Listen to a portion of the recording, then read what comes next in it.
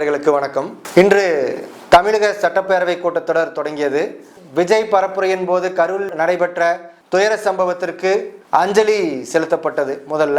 அதுக்கப்புறம் பார்த்தீங்கன்னா அதை பற்றின ஒரு விவாதமே ஓடுச்சுன்னு சொல்லலாம். இதில் நம்ம தமிழக அரசு அமைத்திருந்த ஒரு நபர் கமிட்டி அறிக்கை, அதே மாதிரி சிறப்பு புலனாய்வு குழுவோட அறிக்கையெல்லாம் வாசித்த மாதிரி தான் இருந்தது. தமிழக முதல்வர் திரு மு.க. ஸ்டாலின் அவர்கள் சட்டப்பேரவையில் சொன்ன விஷயங்கள். ஏன்னா இவங்கெல்லாம் விசாரணை பண்ணி என்ன அறிக்கை கொடுத்துருப்பாரோ அது மாதிரியான ஒரு அறிக்கையை தான் அவர் வாசித்தார். என்ன அப்படின்னு பார்த்தீங்கன்னா, எத்தனை மணிக்கு அவங்களுக்கு அனுமதி கொடுத்துருந்தாங்க, எத்தனை பேர்த்துக்கான அனுமதி கொடுத்துருந்தாங்க, அங்கே என்னென்ன கட்டுப்பாடுகள் விதிக்கப்பட்டது, அதெல்லாம் என்னென்ன மீறி இருக்கிறாங்க அப்படின்ட்டு ஒரு சின்ன சின்ன உதாரணங்கள் சொல்கிறேன். திரு விஜய் அவர்கள் மிக மிக தாமதமாக வந்தார். அவங்க பரப்புரை பண்ணின நேரம் ஒன்று, ஆனால் அவர் வந்த நேரம் ஒன்று அப்படிங்கிறது ஒரு விஷயம் சொல்லியிருந்தார். அதே மாதிரி அந்த கூட்டத்தில் இருந்தவங்களுக்கு தண்ணீர், அப்புறம் உணவு, இந்த மாதிரி விஷயங்கள் எல்லாம் எதுவுமே ஏற்பாடு பண்ணாமல் இருந்தாங்க, ஒரு கட்டுப்பாடு இல்லாமல் இருந்தாங்க அப்படின்னு சொல்லியிருந்தார். அது போக பார்த்திங்கன்னா விஜய் அவர் பரப்புரை வாகனம் வந்ததுன்னு பார்த்திங்கன்னா அங்கே மிகப்பெரிய கூட்ட நெரிசல் இருந்தங்காட்டி அங்கே பக்கத்தில் இருக்கக்கூடிய மருத்துவமனை முன்னாடி போய் அங்கே நிறுத்தி பேசுங்க அப்படின்னு காவல்துறை தரப்பில் சொன்னதாகவும், ஆனால் விஜய் தரப்பில் அதை கேட்கவில்லை அப்படின்னு சொல்லி தான் அவர் முதல்வர் சொல்லியிருக்காரு.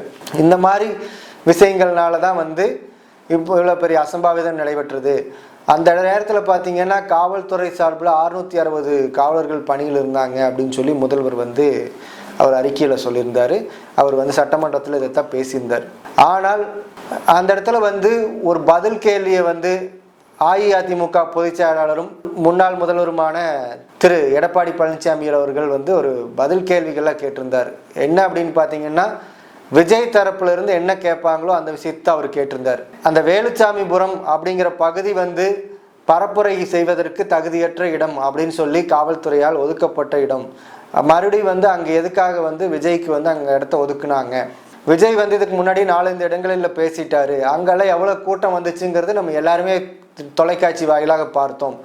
அப்படி இருக்கும்போது இந்த இடத்துல எவ்வளோ கூட்டம் வருவாங்கன்னு சொல்லி அதுக்கு தகுந்த மாதிரி காவல்துறையினர் முன்னெச்சரிக்கை நடவடிக்கை எடுத்திருக்க வேண்டாமா அப்படிங்கிற ஒரு கேள்வி கேட்டிருக்கிறார். இதை தாண்டின ஒரு விஷயம் என்ன அப்படின்னு பார்த்தீங்கன்னா, முதல்வர் சட்டப்பேரவையில் 660 காவலர்கள் பணியில் இருந்தார்கள் அப்படின்னு சொல்கிறாரு. ஆனால் காவல்துறை அந்த சம்பவம் நடந்ததுன்னு கொடுத்த அறிக்கையில் 500 காவலர்கள் அங்கே பாதுகாப்பு பணியில் இருந்தாங்க அப்படின்னு சொல்லியிருக்காங்க. இந்த ரெண்டுக்குமே மிகப்பெரிய முரண்பாடு இருக்குது.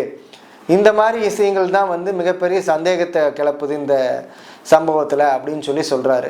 அதை தாண்டின விஷயம் பார்த்திங்கன்னா, அன்று இரவே இறந்ததாக சொல்லப்பட்ட 39 பேர் உடல்களுக்கும் உடற்கூறு ஆய்வு உடனே செய்யப்பட்டது. அது செய்யப்பட்டதில் என்ன விஷயம் அப்படின்னு பார்த்தீங்கன்னா, அந்த மருத்துவமனையில் உடற்கூறு ஆய்வு பண்ணுறதுக்கு 3 மேஜை தான் இருந்தது. அதில் எப்படி உடனடியாக இப்போ 39 பேர்த்துக்கும் உடற்கூறு ஆய்வு பண்ணாங்க, இந்த மாதிரியான விஷயங்கள் எல்லாம் அவர் கேள்வியாக கேட்டிருக்கிறாரு. இது எதுக்காக அப்படின்னு பார்த்தீங்கன்னா, விஜய் அவங்க விஜயோ இல்லை தாவேகா கட்சி சார்பில் யாராவது இருந்தால் என்ன மாதிரியான விஷயங்கள் எல்லாம் எடுத்து வாதத்துக்கு வச்சுருப்பாங்களோ அந்த விஷயங்கள் அத்தனையும் திரு எடப்பாடி பழனிசாமி அவர்கள் எடுத்து வச்சிருக்கிறாரு. இது பார்க்க போனால் பார்த்தீங்கன்னா கிட்டத்தட்ட தாவேகா அதிமுக கூட்டணி உறுதியாயிடுச்சுன்னே சொல்கிற மாதிரி தான் இருக்குது. ஏன்னா ஏற்கனவே திரு எடப்பாடியார் அவரோட பிரச்சாரத்தில் அவர் தாவேகா உள்ள வருங்கிற மாதிரி பேர் சொல்லாமல் சொல்லியிருந்தார். ஆனால் இன்றைய சட்டமன்ற கூட்டத்திலும் அதை தொடர்ந்து நடந்த செய்தியாளர் சந்திப்புலையும் அவர் தாவேகாவோட பேரை தெளிவாகவே சொல்லி, இந்த மாதிரி அவர் இவ்வளோ கூட்டத்துக்கு இவ்வளோ வந்திருந்தாங்க, இதெல்லாம் இப்படி நடந்தது அப்படிங்கிறது அவர் விஜயோட தரப்பில் சொன்ன மாதிரியே இவர் அத்தனை விஷயங்களையும் பேசினார். இதை பார்க்க போகிறப்ப பார்த்தீங்கன்னா கிட்டத்தட்ட அவங்களுடைய கூட்டணி உறுதியாயிருச்சுன்னே சொல்லலாம். பார்ப்போம், பொறுத்திருந்து பார்க்கலாம் அவர்கள் இன்னும் அடுத்த கட்டத்துக்கு எப்படி நகரப் போகிறாங்க அப்படின்னு சொல்லிட்டு. பார்த்த நேயர்கள் அனைவருக்கும் நன்றி.